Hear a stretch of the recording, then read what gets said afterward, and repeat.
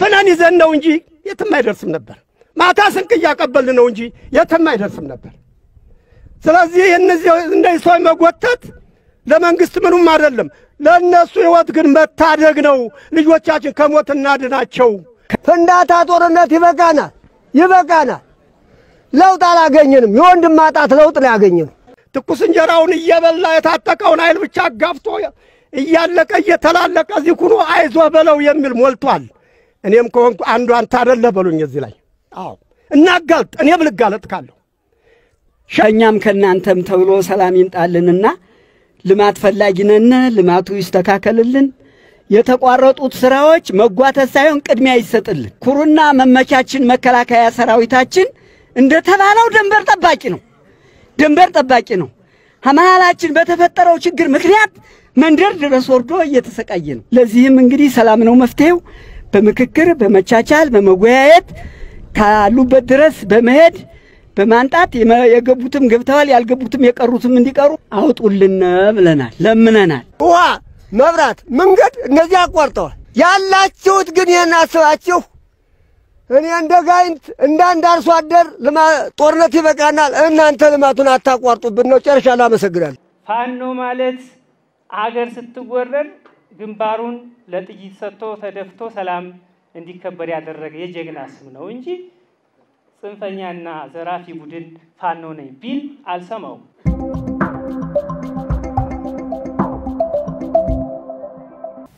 ሰላም ጤና ይስጥልኝ እንዴ ሰንብታችኋል ክብራትና ክብራን የሐቅና ሳቅ ሚዲያ ተመልካቾቻችን እንግዲህ እንደተለመደው ለዛሬም በለተሮብ ወደ እናንተ እናደርሰውን ዝግጅታችንን ይዘን ቀርበናል ቴድሮስ አያሌው ከስፍራው በሚያደርሰን የዛሬ ፕሮግራማችንን እንጀምራለን እንደሚታወቀው በአማራ ክልል በተለያዩ አካባቢዎች ስለ ሰላም የሚወያዩ ስለ ሰላም የሚዘምሩ የሰላምን አማራጭ ቅድሚያ የሰጡ ወጣቶች እንግዲህ በተለያየ መድረኮች ሐሳባቸውን ሲገልጹ አዛውንቶችም ሐሳባቸውን የሚያጠናክር ድጋፍ ሲሰጡና ያለንና በተለይ በክልሉ አመራሮችም እየተሰሩ ያሉ ስራዎችን ሰብሰብ አድርጎ ሐሳቡን የሚያጋራን ቴድሮስ አያሌው በስልክ መስመራችን ይገኛል እስከ ፕሮግራማችን ማብቂያ አብራችሁን ቆይታችሁ እንድትከታተሉ በአክብሮት መጋብዛችሁ አበበሽ ካሳይ ነኝ መልካም ቆይታ ይሁንልን ሄሎ ቴዲ እንዴት ሰነበትክ ሰላም አበበሽ ካሳይ እንደምን አለሽ ደህና ነኝ ሰዎች እንደምን አላችሁ እኛ በጣም ደህና ነን ከአማራ ክልል ወልዲያ ከተማ ዛሬ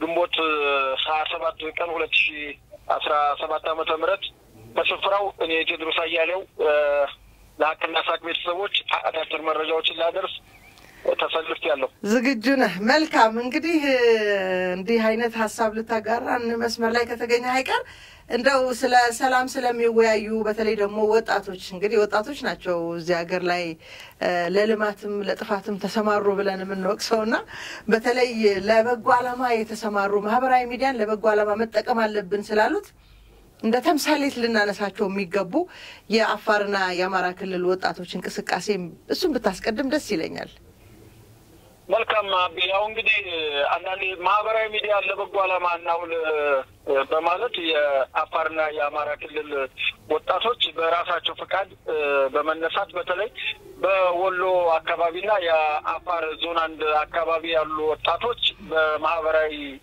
ሚዲያ ለበጎ ዓላማ እናውል ግጭትን ከስሩ እንፍታ በሚል በተለይ በአካባቢው አርብቶ አደርና ከሱ ጋር በተያያዘ በተለይ በግጦሽ ሳር ምክንያት በውሃ በከብቶች ለማጠጣት ከከብቶቻቸው ህይወታቸው ከከብቶቻቸው ጋር የተቆራኘ ስለሆነ በተለይ ይሄ አፋርና ቆለኛውን የአማራ ክልል የወሎን ወጣት መለየታችን እና በዛ በሳር ምክንያት በግጦሽ ማለት ነው ከእንደገና ደግሞ በከብቶች መሰራረቅ ምክንያት ከከብቶችና ከሳሩ ያለፈ የሰው ህይወት እንዲሁ በከንቱ እንትን የሚጠፋበት ነገር ነበር ይሄን ነገር ያው ወጣቶቹ እርስ በርስ በመነጋገር በተለይ ቀና የሆኑ ወጣቶች በመነጋገር ደፍረው ወደ ሐሳቡ በመግባት ቁርጠኛም በመሆን ከዚህ በፊት በርካታ የተሰረቁም ሰዎች በሰዎችም ህይወት ደረጃ የተጋደሉም ነበሩና እሱን ጉዳይ በድፍረት ገብተው ለውይይት በማብቃታቸውና ለዛም በሁለቱም አካባቢ ወጣቶች ቅንነት ስለነበረ ያን ነገር ያን የጥላቻ ድልድይ ተብረው መጀመሪያ ጭፍራ ከተማ በተደረገው የህዝባዊ ኮንፈረንስና የፓናል ውይይት እርቀ ሰላም ተደረገ።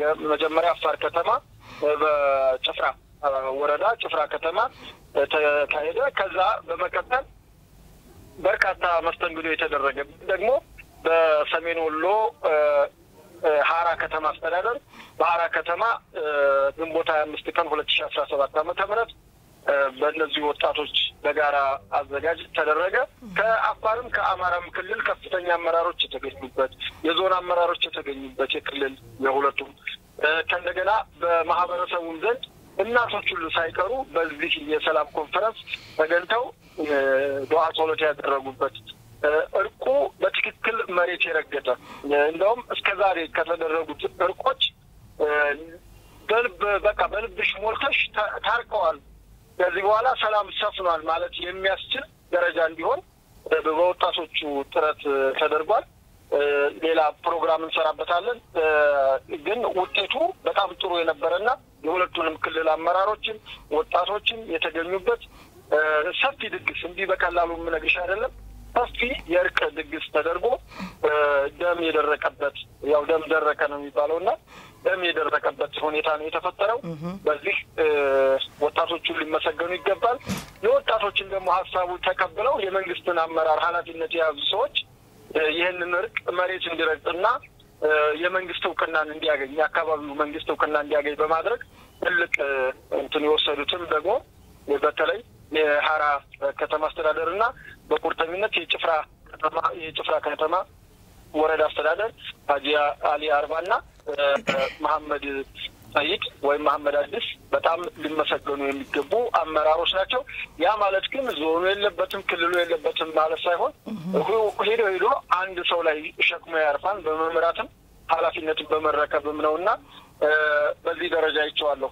አበበች በጣም ጥሩ። እንግዲህ ለብዙ ጊዜ ስንል የነበረው ነገር ጥፋት በጥፋትነቱ የሚቀጥለው የአጥፊዎቹ ተግባር በጣም ተጽዕኖ ፈጥሮ ሳይሆን ስለ ሰላም የሚዘምሩ ስለ ሰላም ፊት የሚሰለፉ ሰዎች ዝምታ ነው ወደ የጥፋቱ ኃይል የሚያመዝነው ጥፋቱ በርትቶ የሚታየው እንላለንና ዛሬ እንግዲህ ይህንን በተቃራኒ እሳቤ እንድናስብ ጥፋተኛው ሳይሆን ስለ ሰላም የሚዘምረው ፊት የመምጣቱ ጉዳይ ለተሻለ የሰላማዊ ሁኔታ የሰላም መንፈስ መምጣት ምክንያት እየሆነ እንደሆነ ትልቅ ማሳያ ነው ብዬ አስባለሁና መልካም በጎም አላማ ነው ለማለት ፈልጌ ነው። ከዚሁ ጋር በተያያዘ እንግዲህ በተመሳሳይ አሁን ካልኩት ጋር የሚገናኝ ለረጅም ጊዜ ብዙ ሚዲያዎችን ተጠቅመን የተለያዩ ሚዲያዎችን ተጠቅመን በተለይ እዚህ ደግሞ ሀቅና ሳቅ ላይ ላለፉት 2 ዓመታት የዚህ የጽንፈኛው የአማራ ክልል አካባቢ ያለው ጽንፈኛው ስራ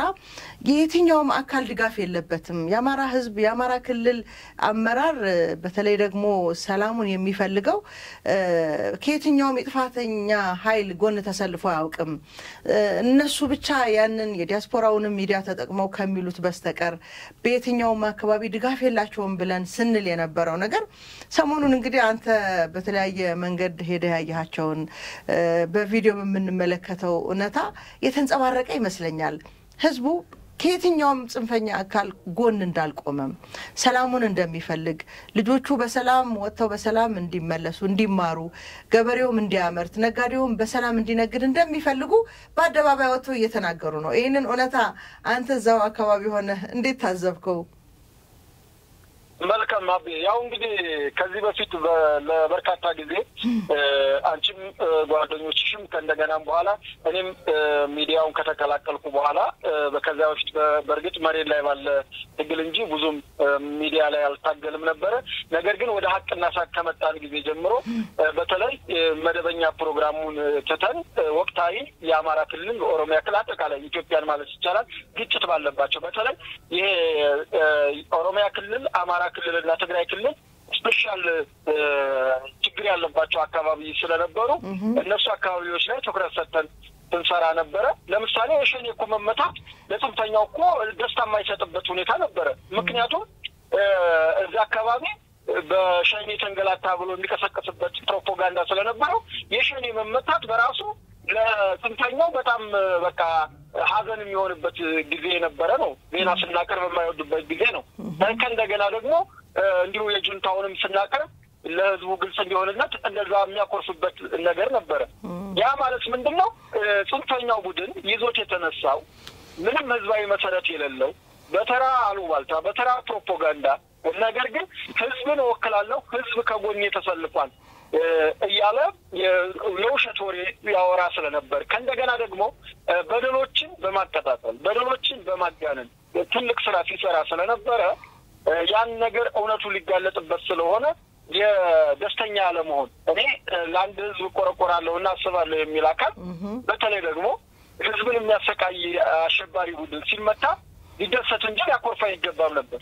ነገር ግን የዚህ ጽንፈኛ ቡድን ጋሻ ጃግሬ ያው ማለት ያኛው አንደኛው ባንኛው ትንፋሽ ስለሆነ የሚኖረው ያንኛው መመታት ላንኛው ደስተኛ አያደርገውም ነበር እና ይሄንን በተግባር ያየንበትና ሚዲያ ያጋለጠው ሁኔታ ነው። ሰሞኑን በመሬት ላይ ያየነው ነገር ምንድነው? ጽንፈኛው ይወክለኛል ወክለዋለሁ ታገልለታለሁ ይታገልልኛል ብሎ የኔ ውግንና ለኔ ውግንና አለው ብሎ የሚያስበው ህዝብ በተለይ ደግሞ ስፔሻል ናቸው እነዚህ ማቀርብልሽ ቦታዎች ማለት ነው። አልጋይንት ማለት ጽንፈኛው ቡድን ከጀመረበት ግርግር ከጀመረበት በዛሬ 2 ዓመት ጀምሮ የመሸገበት አካባቢ ነው። ታሽጋይ ከዚህ በፊት ከፍ ያለው ደሴ አካባቢ ማለት ነው። አሁን የጽንፈኛው ቡድን ምን ማለት ጀምሯል? ከፍ ያለው ስለሞተ ነው እንዲህ ምናምን እያሉ ቅድም ያያዋቸው ነበር ሲጫጩና ታችጋይንት አንዱ ነው። ሁለተኛው የጥባው ስምምነት ካስታወሽ ከዚህ በፊት እነ እስክንድር ነጋ ከአፍሪካ ህብረት ኢጋድ ከአውሮፓ ህብረትና ከአሜሪካ ዲፕሎማቲክ ተወካዮች ጋር የተገናኙበት ከተማ ነው። በሰሜን ወሎ ዳውንት ወረዳ ኩርባ ከተማ ትባላለች። የኩርባው ስምምነት እያሉ የሚጠቅሱት ማለት ነው። እና በዚህ ቦታ ላይ የክልሉ ምክትል ርዕሰ መስተዳድር ዶክተር አብዱ ሁሴን ጨምሮ የሰሜን ምስራቅ እዝ ዋና ምክትል አዛዥ ጄኔራል ሻምበል ጨምሮ የሰሜን ወሎ ዞን አስተዳዳሪ አቶ አራጌ ይመር እንዲሁም የብልጽግና አደረጃጀት ጽህፈት ቤት ኃላፊ የሆኑት አቶ ፍስሐ ደሳለኝ የተገኙበት ነው የቦታና ሌላም ቦታ እንዲሁ ጊራናና ካስታወሽ ዛሬ ኒውስ ሰሞኑን ጊራናና በዚህ በራያ ቆቦ አካባቢ አዋስ ምትባል የገጠር ቀበሌና አዋስ ከተማ የነበረና የሚገርምሽ ከአዋስ ተቆለሽ ነው ከተማው እና የኒውስም ወረዳም ያን ጀግና ኢትዮጵያ መከላከያ ሰራዊታችን የተቆጣጠረበት በዞብል በክልሉ ኮሚኒኬሽን ዶክተር መንገሻ በክልሉ ኮሚኒኬሽን በጀነራል ሻምበል ጀነራል ሻምበል ፈረደ ማለት ነው የሰሜን ምስራቅ እዝ ምክትል አዛዥ ጨምሮ ስብሰባ ያደረጉበት ህዝባዊ ኮንፈረንስ ያደረጉበት ቦታ ነውና ጽንፈኛው ቦታ ያጣበት በህዝብ ተቀባይነት ያጣበት ከእንደገና ህዝቡ በራሱ እኛው ራሳችንን ጥፋተኞቹ ልጆቹ አቅም ኑሯቸው ሳይሆን ራሳችን እየደበቅን ራሳችን እየሸሸግን በጨለማ እያበላን መንገድ እያሳሳትን መከላከያው መንግስት አቅም አለው 2 ዓመት አየናቸው እኛን እያስለከሱ ዳውንት ላይ በተለይ አንድ እናት ያቀረቡት ምንድነው ልጆቻችን አርግዘዋል ጸንሰዋል ግን ከማን እንዳረገዙ አይታወቅም። ይሄ ማለት በጣም በርካታ ልጃገረዶች ታገደው ተደፍረዋል ማለት ነው እና ህዝብ በቀጥታ ለመንግስት ቅሬታውን ያቀረበበት ልጆቹ ምን ያክል ግፍና በደል ሲሰሩበት እንደቆየ ለሄዱት የክልልን እና የፌደራል ከፍተኛ አመራሮች ያቀረቡበት ሁኔታ ነው ያለው። ከዚህ በፊት እነዚህ አካባቢዎች በሰላም እንኳን ጊዜ ተገብቶባቸው የማይታወቅ አካባቢዎች ናቸው። አሁን መታወቅ ያለበት እና ትናንትም የሰላም ሚኒስተሩ ዶክተር አህመድ በእንትን ሲሰጡ ነበረ በፋና ቴሌቪዥን እና በክልሉ ካሉ ወረዳዎች እንግዲህ 1-2 ወረዳ በጽንፈኛ እጅ ሊሆን ይችላል። ነገር ግን አብዛኛው በክልሉ ከፍተኛ 8 ከተሞች አሉ። 8ቱም ከተሞች በመንግስት ቁጥጥር ናቸው። ካሉት ከወረዳዎችም ከ265 አካባቢ መሰለኝ ባለሳሳት ቁጥሩ ከነዚህ ወረዳዎች እንግዲህ አብዛኛውም ሳይሆን ከ2-3 ወረዳዎች የዘለለ ጽንፈኛው እንዳልያዘ ያንንም ያዛቸው የሚባሉት ከተሞችን ተቆጣጥረው ሳይሆን በአካባቢው እየረበሸና እንዲሁ እንትን ገባ ወጣ እያለ ህዝቡን ሰላማዊ እንቅስቃሴ እንዳይሰራ ከማድረግ ውጭ ምንም ነገር እንደሌለ ያሳሰቡበት ሁኔታ ነው ያለው። እንዳጠቃላይ ግን ህዝቡ የህዝብ ተቀባይነት እንደሌለው የጽንፈኛ ቡድን ነገር ግን በፕሮፓጋንዳና በሚዲያ አለው ብሎ የዲያስፖራን ብር እየገፈፈ እንደሆነ እንዲሁም የጽንፈኛው ሚዲያ እየተናገሩ ነው። በአሁኑ ሰዓት ይሄን ያክል ዶላር ከሰብስቡልን ይሄን ከተማ እንድንይዝ ይሄን ከተማ ይሄን ወረዳ እንድንረብሽ የሚል እንትን አስቀምጠው የነሱ አመራር የሚባሉት ሁሉ እየተጋለጡ ያሉበት በተለይ ሀብታሙ አያሌው ሰሞኑን በደንብ የመጋለጥ ስራ ይዟል። እንግዲህ አንድ ሰሞን እሱ ነበረ የነሱ አፈቀላጤ ሆኖ በርካታ ጥፋቶችን እንተስል የነበረው አሁን ደግሞ እነሱን በማጋለጥ ላይ ነው ያለው ብሎ እያለ ነው። ዘመድኩንም እንደዛው የነሱ እንትን ነበረ አሁን እነሱን እያጋለጠ ያለበት ሁኔታ በርካታ ሰራዊት በተለይ ከሚሊሻ አሰለጣጠን ጋር በርካታ ሚሊሻ እየሰለጠነ ከብር ሸለቆ ነው። እንግዲህ በተለያየ ምክንያት ሰልጣኝ አንድ ነገር ማወቅ ያለብሽ ነገር አብዲ ሰልጣኝ ወታደር ምንም በለው የመክዳት ነገር አለ በየትኛውም ዘመን በየትኛውም ሁኔታ። አሁን ያንን እንኳን አይደለም ያባበልሽ አስርገሽ አስገብተሽ አቡዙ እኮ አስርገው እኮ አስገብተው አጣርተን የያዝንበት ሁኔታ እኮ አለ እኮ ሰልጣኝ አስመስለው በማስገባት ማለት ነው። ይሄ መታወቅ አለበት።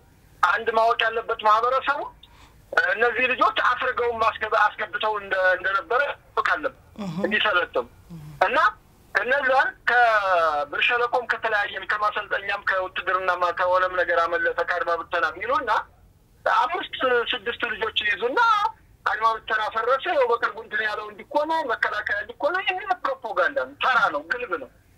በርካታ ሰራዊት ያለው በርካታ መካናይዝድ ያለው ጦር ነው።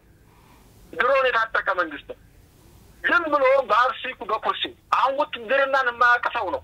5-6 የሆኑ ሰዎችን እንትን ብሎ ከእንደገና እኔ በመከላከያ ዩኒፎርም ሰው እንዳይሸውር ነው እንትን በሰሜኑ ጦርነት ጊዜ እኮ በተለይ የመከላከያ እንትን አጋዡን እንግባ እያሉ ካስከሬን ላይ በማንሳት የተለያየ ነገር በማድረግ በርካታ ዩኒፎርሞችን እኮ የጽንፈኛ ቡድን እኮ ይዟል። እንደገና በሀገራችንን ባህል በምታውቁ በገጠሩ የወታደርን ልብስ በክብር የሚለብስና የሚይዝ ነው። ካስታወሽ አስቸኳይ ጊዜ አዋጅ ሲታወጅ መንግስት ይሄን ስለሚያውቅ ለብሶ መውጣት አይቻልም ይላል። ይሄ ማለት ምንድነው? የመከላከያ ልብስ በየቤቱ እንዳለ ይታወቃል። እና ይሄንን መሰብሰብ አለበት የአካባቢው እንትን እሱን ይስራ። ነገር ግን ይሄንን ልብስ አልብሰው ከትናስኮበለን ከዚህ ከስልጠና ወጣን ገለመኔ እያሉ የማይሰሩ ፕሮፓጋንዳ የለም። እና ይሄን መታወቅ ነው ያለበት። ነገር ግን አሁን ባለው ሁኔታ መሬት ላይ ባለው ሁኔታ ህዝብ የተፋው ህዝብ ያወቀው ህዝብ አሁን እየታገለ ያለበት በየወረዳው ባለፈው ነገርሻለሁ በምንጃር ሸንኮራ በስማዳ በሰሜን ጎጃም አካባቢ በደንበጫ እንግዲህ ልጆቹ የተነሱበት አካባቢ ነው።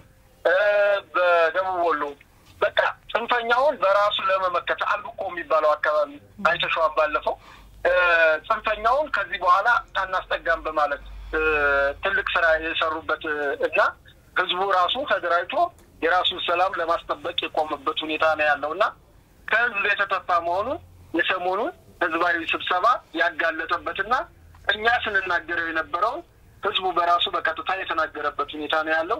ለዚህ ደረጃ መድረሱ በራሱ የኛም ትግል ከእንደገናም ደግሞ የጽንፈኛ በፊት እንደምንለው ህዝባዊ መሰረት እንደሌለው የተጋለጠበት ሁኔታ ነው ያለው። በጣም ጥሩ። ምናልባት ደጋግመን በተለይ በትግራይ ክልል ስለነበረው ሁኔታ የምናወራው ወይ የምንናገረው እዚህ አማራ ክልል ላይ ለሚፈጠር ሴራ ወይም ለሚሰራ ሴራ ለሚሰራ ድራማ ምናልባት አስተማሪ ይሆናል ብለን ስለምናምን ነው። በተለይ በዚህ በመከላከያ ዩኒፎርም የሚሰሩ ሴራዎች በጣም የኛን የትግራይን ክልል ምሳሌ መጥቀስ እንችላለን። እኔ መቀለ ከተማ ላይ በመከላከያ ዩኒፎርም ይዘረፉ የነበሩ ሱቆች ይደርሱ የነበሩ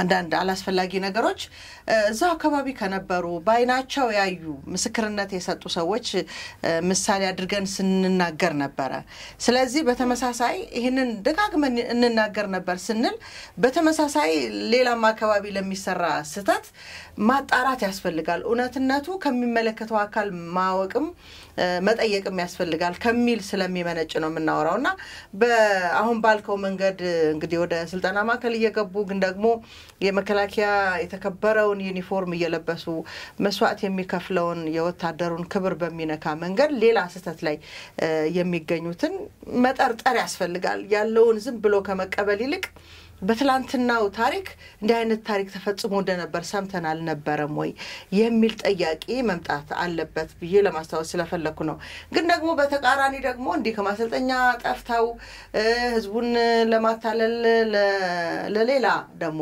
አላስፈላጊ ነገር ለማድረስ በሚሰሩ ተቃራኒ ደግሞ ወዶ ገቦችም ከእለት ወደ እለት በርካታ ናቸው እንግዲህ ወደ ማህበረሰቡ እየተቀላቀሉ የሰላምን ህይወት የሰላምን ኑሮ መቀጠል እንፈልጋለን የሚሉም አሉ እነዚህስ እስቲ ምናልባት ተመሳሳይ ስህተት ለሚፈጥሩ ማሳያ ስለሚሆን በእነዚህ ጉዳዮች ላይ እስቲ ያለህን መረጃ ጋራን መልካም አቢ ያው እንግዲህ ጽንፈኛው ሲነሳ ጦርነት ፍትሃዊነት ያስፈልጋል እናነሳሽው የትግራይ እኮ ጦርነት የነበረው ጁንታ እኮ በተፈቀሰው ግጭት ፍትሃዊ ስላልነበረ እንጂ በጦር ተቀቋ ከማዕከላዊ መንግስቱ እንደውም የበለጠ ነበር በሰራዊት ማስተላለፍ እንዲሆን በዛው ልክ ነገር ግን ጦርነት ምን ጊዜም ፍትሃዊነት ይፈልጋል አሁን እንዳልፉት የለም ያልሽ የምትመጪው መንገድ የለም ምክንያቱም ዛሬ ዘመናዊ ነው እጅግ ትላንት አላቀር ትርክት እየተረክሽ የተለያዩ ነገሮችን እየተናገርሽ አዲስ አበባ እስከምትመጪ ድረስ መነሻ መሰረትሽ ታይታወቅ አዲስ አበባ ትገዛለሽ ዛሬ ግን የትም ቦታውን ደንበጫም ሁሉ ደደቢትም ሁሉ አስመራም ሁሉ ሞቃዲሾ በአለው በቴክኖሎጂ ዘመኑ ባፈራው ዘመኑ በደረሰበት ቴክኖሎጂ ያንቺ ማንነት የሚጋለጥበት ያንቺ የተነሳሽበት አላማ ግልብሽ የሚታወቅበት ሁኔታ የተፈጠረበት ነው ከእንደገና እንዲሁ ተቆጣጣርኩት እንዲያረኩት ብለሽ ደረቅ ፕሮፓጋንዳ ብነፊ ያን ቦታ በተለያየ ቴክኖሎጂ ተጠቅሞ ማንም ሰው በነገራችን ላይ መንግስት አይደለም ማንም ሰው ዛሬ ባለው ቴክኖሎጂ ማወቅ የሚችልበት እና ሆን ብለሽ ለመታለል ካልፈለግሽ ሆን ብለሽ እንትን ለማለት ካልፈለግሽ በስተቀር ማወቅ የሚቻልበት ዘመን ነው እና ዘመኑን የዋጀ ባለፈው አቶ ጌታቸው ሲናገሩ ነበር ይሄ አናሎግ ዘመን አይደለም አሁን ዲጂታል ዘመን ነው ያለን ስለዚህ ዘመኑ አይምሮአችንን ማዘመን አለብን ትላንትና በመታወቅ ታሪክ ብቻ ክጭጭ ብለሽ የሆነ ነገር አመጣለሁ ማለት አይጠቅምም ለዚህ ማሳያው ጽንፈኛው ነው እንግዲህ የጽንፈኛው ዋና መነሻ ምን ነበር በ15 ቀን እንደውም 15 ቀን አረዘምኩላቸው በሳምንት በ3 ቀንም ይላሉ እብደታቸው ብዙ ነው 4 ኪሎ እንገባለን የሚል ነገር ያዙ በዚህ ከቢጻ ተስፋ ተነስተው በማይጨበት ተስፋ ተነስተው በርካታ ወጣቶችን አነሳስተው ባልተመጣጠነ ጦርነት እንዲሞቱና የተለያዩ አካል ጉዳትም እንግዲህ ጦርነት ፎርሙላ ያለው ደግሞም ገጥመሻል የገላለው ስትገደያለሽ አሁን የጦርነት መታወቅ ያለበት አንቺን ጸበላረጭ ያኛው አካል ጸበላረጭሽ መጠበቅ ያለብሽ እሳት የሚተፋ ስትተኩሽ እሳት የሚተፋ ይተኩሳል አንዳንዴ እኮ አይ በድሮን ነው እንጂ የሚል ልክ አለ አይደለ መሳሪያም አንዳንዴ ጦር መሳሪያም እንዲመረጥለት የመፈለግም ነገር ነበር እና ያው ፊልድ ማርሻል እንዳሉት እንግዲህ ገጥማን ነው ቻለው ነው እንግዲህ በዛ ሂደት ተሄደ ከዛም በላይ ያ ጽንፈኛ ቡድን በቀጥታ ተስፋ የነገራቸው ነገር አልሆን ሲል እርስ በርስ መጠራጠር ሲመጣ ከእንደገና በእነሱ ፎቶ እየተነገደ የተለያየ ገንዘብ ሀብት እያካበቱ ሌሎች ቤት እያሰሩ በተለያየ ከተማ ያን ሚስጥር ሲያውቅ ጽንፈኛው አባል ወደፊት ከመሄድ ይልቅ ወደ ጓደኛው ወደ ጎን መተኮስ ጀመረ በዚህ ጊዜ እርስ በርስ መተላለቅ ጀመሩ መንገዱ ረዘም ከመርዘሙም አሰለቸ ግድያ በዛ ከንቱ ግድያ ሲበዛ በዚህ በተለያየ በኋላ እነዚህ ሰዎች እዚህ ዓላማ ነበር እንዴ እዚህ ጠሩኝ እዚህ ከሞቀ ቤቴ ከሞቀ ኑሮዬ እዚህ ያመጡኝ ለዚህ ነው ወይ በተሳሳተ ፕሮፓጋንዳ ነበር ለካም የመጣሁት በማለት በመጸጸት ህዝቡን እንክሳለን በማለት እንግዲህ መጀመሪያ ካስታወሽ የተሐድሶ ኮሚሽን በምርኮም የያዛቸውንም እንዲሁም ደግሞ በየሰፈሩም ካገኛቸው የጸጉረ ተወራሳቸው እንትን ብለው በመግባት እንትን ይባል ነበር። በኋላ ግን የመንግስትን ለሰላም ያለውን ቁርጠኝነት ሳውቁ መሳሪያቸውን ይዘው ቦታ አመቻችተው ተከትለው መምጣት ጀመሩ። ከዛ በቃ መንግስትም ምን ማድረግ ጀመረ? በእምነት እስከ ቢሮ ድረስ መሳሪያቸውን ይዘው ሳያወርዷት እኔ በዚህ አጋጣሚ ትልቅ መተማመን የፈጠሩት ያ ሁሉ ግድያ ያ ሁሉ ዘላለት ያ ሁሉ ለዚህ ሁሉ መብቃታቸው በአመራሩ ምክንያት ነው ያለው ነገር ወቀሳው እንዳለ ሆኖ ነገር ግን አሁን እየተቀበሉበት ያለው መንገድ በተለይ ጽንፈኛው በልብ ምክንያቱም ስንሄድ ከሰሩት ራሳቸው የሰሩ ፕሮፓጋንዳ አለ ጭራቅ አድርገው መንግስትን ስለዋል ጭራቅ ነው ብለዋል ፋሽስት ነው ብለዋል ገዳይ ነው ብለዋል አራጅ ነው ብለዋል። ነገር ግን ያ አራጅ ያሉት ያ ገዳይ ያሉት ያ ፋሽስት ያሉት ፍራች ግን በአበባ ነው የተቀበላቸው በዘንባባ ነው የተቀበላቸው። የአገር ሽማግሌዎችን እናቶችን ሴቶችን አስቀድሞ ነው የተቀበላቸው። ያን ያው መተማመኑ እየበዛና እየሰፋ መጣ። በርካታ ስራዎች አሁንም እየተሰሩ ነው። በርካታ ስራዎች እየተሰሩ ነው። በቅርቡም ጥሩ ነገሮችን እንሰማለን።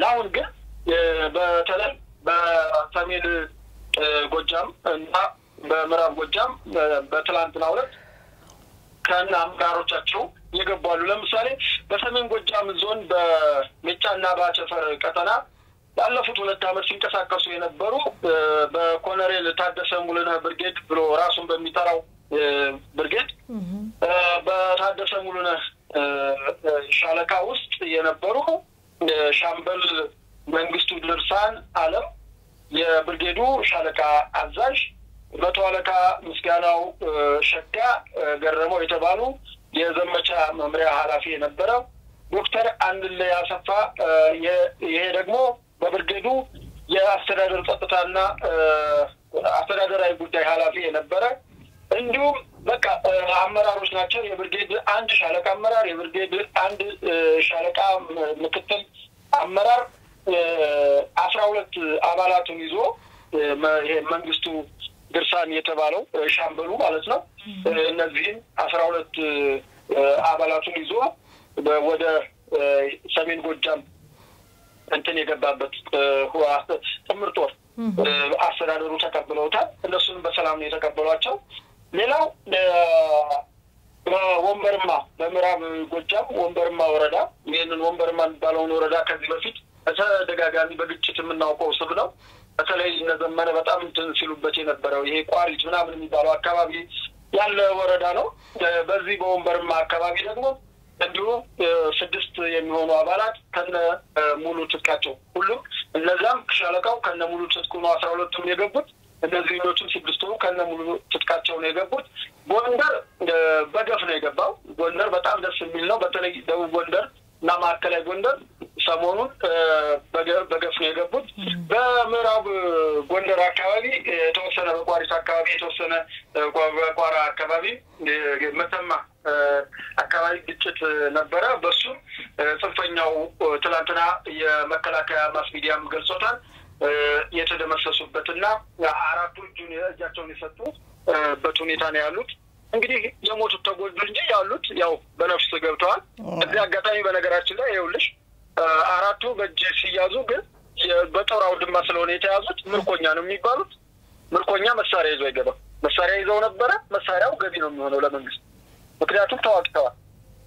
ነገር ግን ተነጋግረው በሰላም ለሚመጡት ግን ያው በሰላም እየገቡ ነው ያሉት።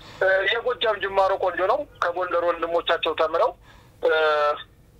ጎጃሞች በዚህ ልክ መምጣታቸው ጥሩ ነው። ያው እነ ደንበጫም ሌሎችም አካባቢ ራሳቸውን ለመጠበቅ በተለይ ደብረ ኤልያስ እነ እስክንድር ነጋ መጀመሪያ ያ ህዝባዊ ኃይል መስርተውበት የነበረው አካባቢ ገዳሙ መሽገውበት የነበረው እሱ አካባቢ በራሱ ራሴን እጠብቃለሁ በማለት ትልቅ ድል የተገኘበት አካባቢ ነው ጎጃም። ይሄ ነው አበበች። በጣም ጥሩ። እንግዲህ እጃቸውን እየሰጡ ነው። ወደ ገቦች በርካታ ናቸው።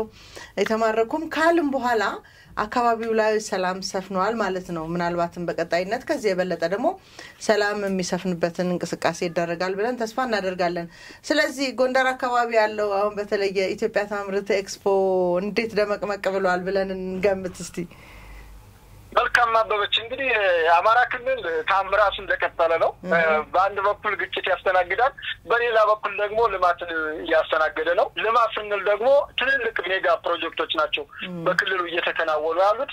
እዛ ጎንደር ላይ የመገጭ ግድብ ታውቂያለሽ ከዚህ በፊት ለ20 ስንት ዓመት ታቅዶ ነገር ግን በፋይናንስም በፕሮጀክት ትኩረት ማነስም ልማት ተከልክሎ የነበረ ነገር ግን በክቡር ጠቅላይ ሚኒስትር አብይ አህመድ አዛዥነት የጎንደር የመገጭ ግድብ ትልቅ ፕሮጀክት ባለፈው የክልሉ ርዕሰ መስተዳድር አረጋ ከበደን ጨምሮ ስራ አስፈጻሚዎቻቸው ቪዲዮ የጎበኙበት ሁኔታ አለና ጎንደር ላይ በተአምራዊ የልማት ለውጦችን እያየን ነው። የጎንደር የከተማ የኮሪደር ልማት እጅግ አማራ ክልሎችን በሙሉ ያነቃቃና ለካም እንዲህ ማልማት ይቻላል ብለው በነገራችን ላይ አሁን ያለውባትም ወልዲያ ከተማ በኮሪደር ልማት በጣም በትልቁ መንገዶችና አስፋልቶች እንትን ያያሉ ያሉበት ነው።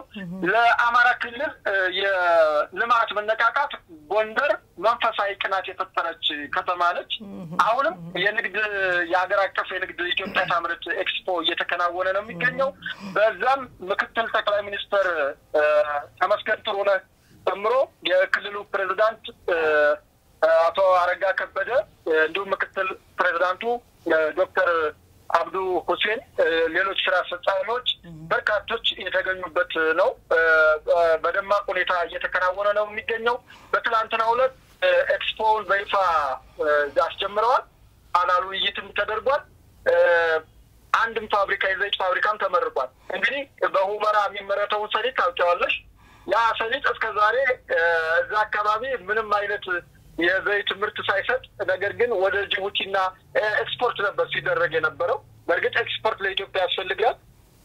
ነገር ግን አካባቢው ደግሞ ማህበረሰቡ በዘይት እጥረት እንግዲህ አብዛኛው ኑሮ ተወደደ ስትይ ዘይት ነው።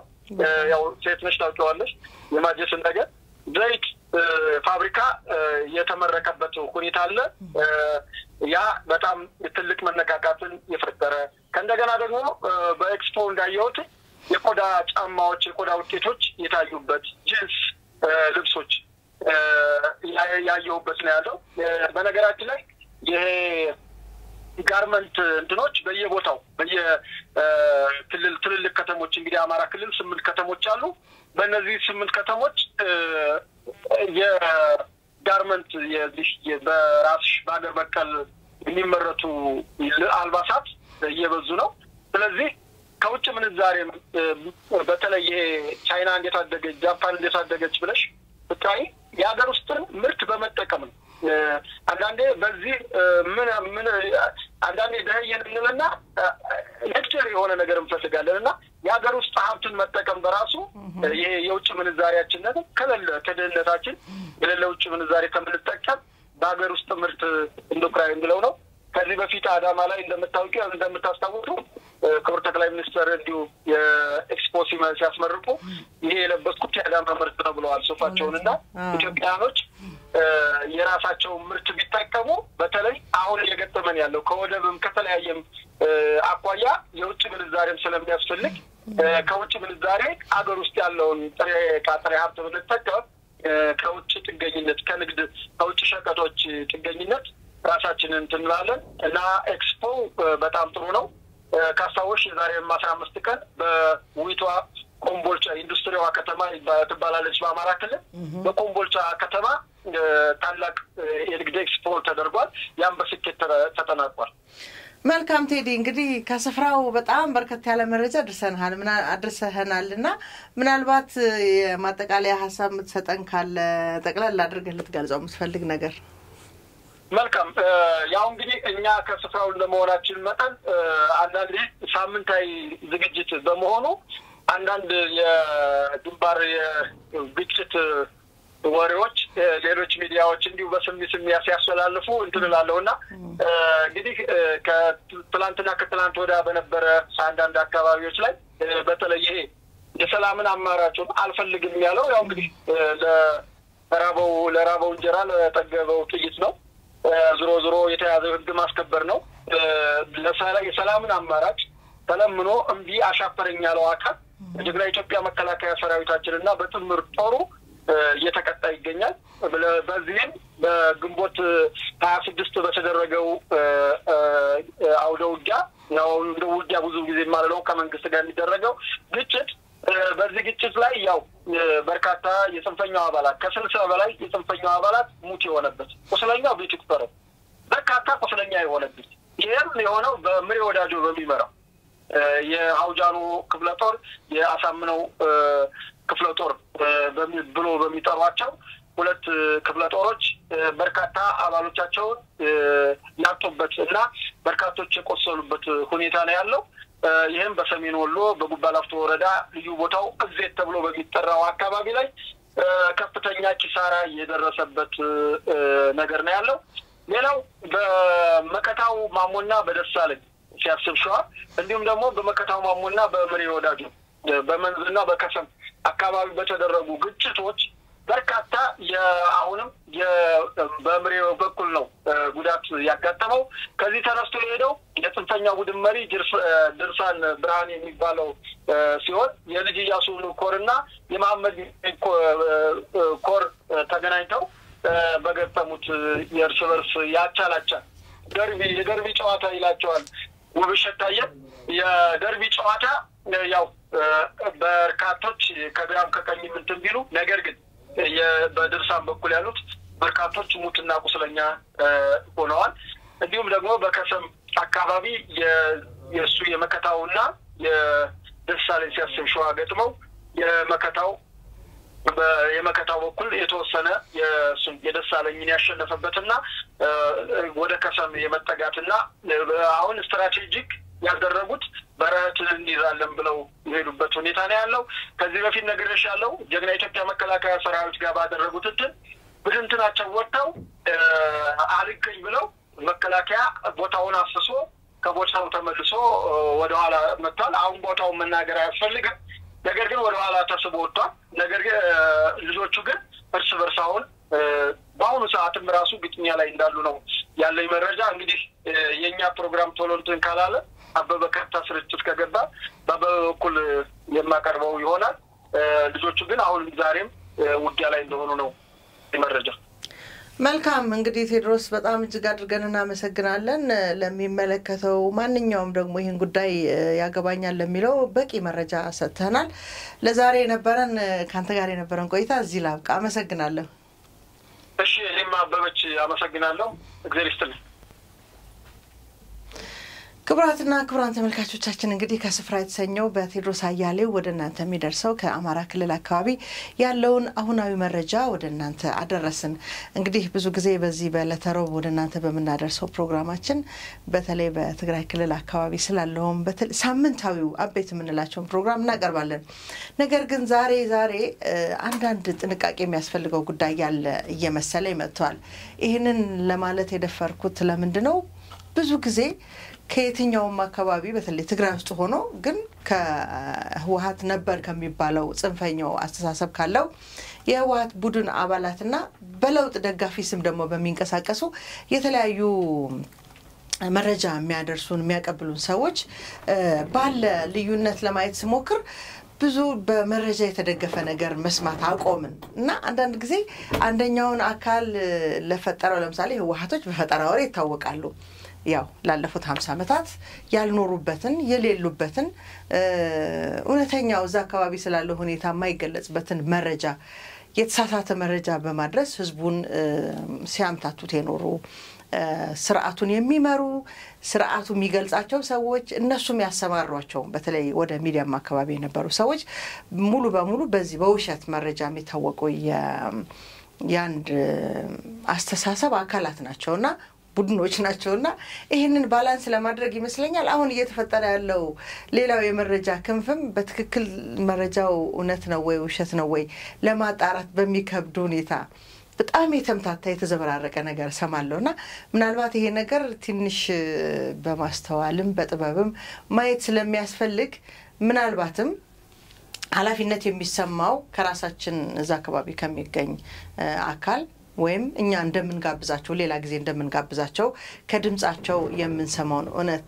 ከማቅረብ በዘለለ በዚህ ሁኔታ የክልሉን ፖለቲካዊ ኢኮኖሚያዊ አሁን ያለውን አሁናዊ ሁኔታ ለመተንተን ብዙ ግልጽ የሆነ ነገር እየመጣ አይደለምና ይሄ ነገር እኛም ተሳስተን ሌሎችን እንዳናሳስት ብዙ በማስተዋል ጊዜ መስጠት ያስፈልጋል ብዬ ስላመንኩኝ ትንሽ የመረጃ ክፍተት ተፈጥሯል በትግራይ በኩል ስላለው ሁኔታና እንዴት የሆነች ዳጎስ ያለች ነገር እስክናገኝ ድረስ ብዙ ከዛ ከትግራይ አካባቢ ወደ እናንተ የምናደርሰው መረጃ ላይ ኖሬ ነው ለዛሬ እንግዲህ ስለነበረን ቆይታ ግን እጅግ አድርጌ አመሰግናለሁ ፕሮግራማችንን ለመከታተል አብራችሁን ስለቆያችሁ ክብረት ይስጥልኝ